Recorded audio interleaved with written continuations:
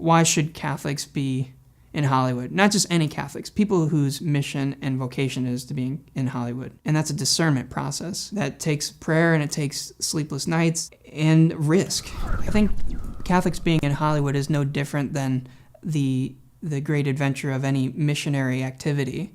The digital continent is the new world, and people whose vocation and mission it is to go out into those communities and to spread the good news, that's no different than what we've always been doing or even commissioned by Jesus to do.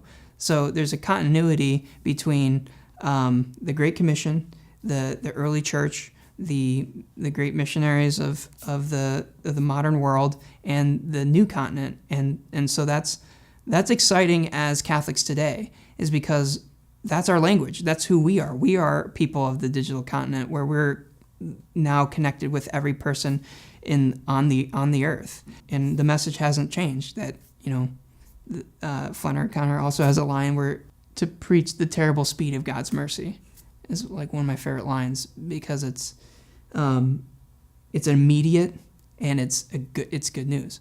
It's a big risk to go after something that a lot of other people are doing, but you don't have to do it alone.